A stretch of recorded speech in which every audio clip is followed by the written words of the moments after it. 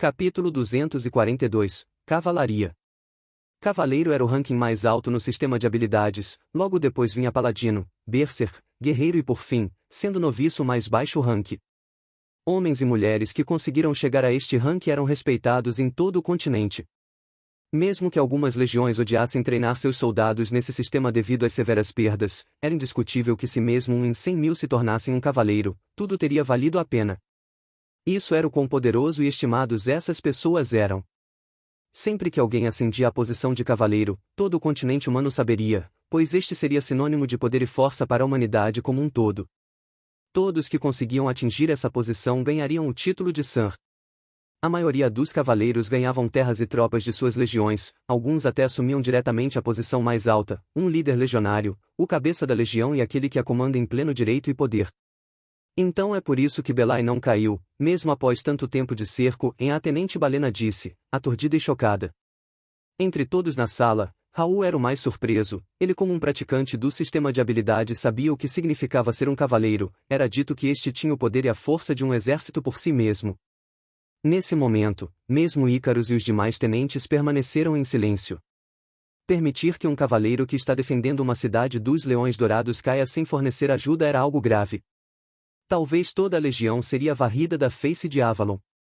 Se me permite, Major, qual estimado cavaleiro está em Belai? Raul perguntou, com um rosto sério. Sir Ferman. O general Lennon disse, com um rosto calmo. Logo sons de conversas e burburinhos surgiram, inundando todo o lugar. Eu logo imaginei, por que o Conselho Superior mandaria um cavaleiro para nos ajudar? Um subtenente disse. Sir Ferman é um bom homem, já ouvi muitas de suas histórias, é uma pena que ele já esteja numa idade avançada e com a saúde debilitada. Alguém mais velho comentou. TSK, de que adianta se ele foi bom ou ruim? Ele já está com o pé na cova, eles querem nos matar para salvar alguém que talvez nem viva até o próximo mês?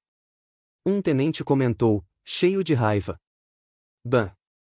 De repente Dmitri bateu com o punho na mesa, silenciando todo o lugar. Estamos diante de meu amigo, General Lennon, não me envergonhem, suas maricas. Ouvindo isso, muitas pessoas se encheram de vergonha, mas não ousaram retrucar. Sir Ferman já está com uma idade avançada, mas isso não muda o fato de que é uma ordem da Cidade Dourada. Eles nos disseram que precisamos tentar romper o cerco de Belai e tentar garanti-la, entretanto não necessariamente temos que vencer.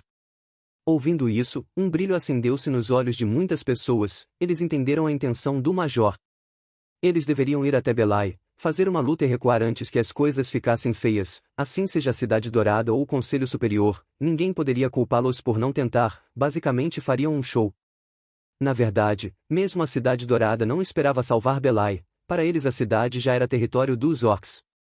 Se não fosse o caso extraordinário de Sir Ferman estar na região e abrigar-se lá, defendendo-a, eles jamais sacrificariam tropas de forma tão fútil, todavia no fim, alguém teria que ser o bode expiatório.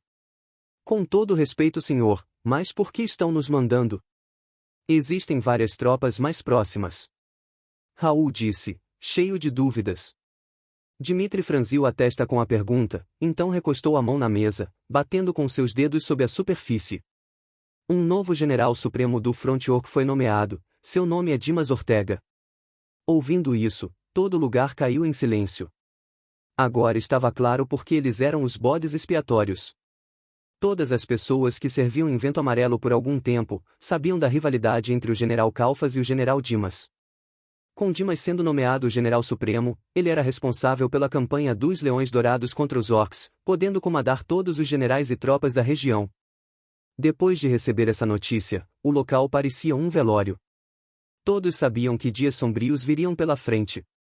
Após o fim da reunião, todos os tenentes e subtenentes partiram para incitar suas tropas, organizando todo o exército para marchar em direção a Belai. Na tenda de Raul, os 4 oficiais e o sargento Túlio receberam a notícia de sua missão. Estamos indo para Belai? Essa cidade não está sob cerco e cairá a qualquer momento? Fernando disse, com um rosto confuso. Raul e todos os outros olharam para o jovem com expressões curiosas, perguntando-se como mesmo havia conseguido esse nível de informação. Isso mesmo, mas nossas ordens são de quebrar o cerco e defender a cidade. Raul falou, com uma expressão estranha. Fernando e os demais sentiram que havia algo mais que o tenente não queria dizer, mas isso era algo que não dizia-lhes respeito. Logo o exército de 9.000 homens começou a marchar em direção à saída sul de Meridaia. Seu objetivo era romper o cerco de Belai. Muitos olheiros enviados de outras legiões observaram a cena, tentando entender os objetivos dos Leões Dourados. Quando souberam das circunstâncias de Belai e do cavaleiro, Sanfermo, todos não puderam deixar de zombar de sua desgraça. Em frente ao portão sul, o general Lennon esperava. Atrás dele, 1.000 homens montados em criaturas que se assemelhavam a lagartos aguardavam silenciosamente. Dmitri, que estava à frente das tropas, avançou em sua direção. Lennon, qual o significado disso? Perguntou, com um rosto cheio de confusão. O velho de barba branca tinha um sorriso calmo no rosto. Minha autoridade é limitada, infelizmente não posso ajudar um velho amigo que está com problemas, mas posso pelo menos fornecer um pequeno apoio. Esta é minha cavalaria móvel pessoal, eu as deixo em suas mãos. Gostaria de fornecer mais ajuda, mas esse é o meu limite, se eu fizer mais o general supremo tomará medidas. Dmitri, que ouviu isso, tinha uma expressão complicada. Você já fez mais do que deveria, seu velho babão. Lennon e Dmitri se entreolharam, então começaram a gargalhar. Esse é Boris, o capitão dessa unidade de cavalaria e um dos homens mais leais a mim, ele irá ajudá-lo nessa missão. Lennon disse, apontando para um homem alto e com uma constituição forte. Eu e meus homens estamos a seu serviço, major. Vendo isso, Dmitri tinha uma expressão extasiada. Devido às limitações de mão de obra e aos possíveis conflitos com os elfos negros, ele não pôde trazer nenhum capitão consigo. Ter um reforço poderoso como esse era algo bom. Além disso, ter tropas montadas era uma grande vantagem militar. Ele sabia quão difícil era montar uma cavalaria. Os domadores eram extremamente difíceis de serem contratados e certamente não eram baratos. Para Lennon emprestá-los, mostrava o quanto considerava sua amizade. Depois de uma breve conversa, Dmitri partiu de Meridaia, saindo pelos gigantescos portões. 10.000 homens seguiram em formação, avançando sob as pradarias secas. Tum! Tum! Trombetas soaram e estandartes de leões dourados foram levantados.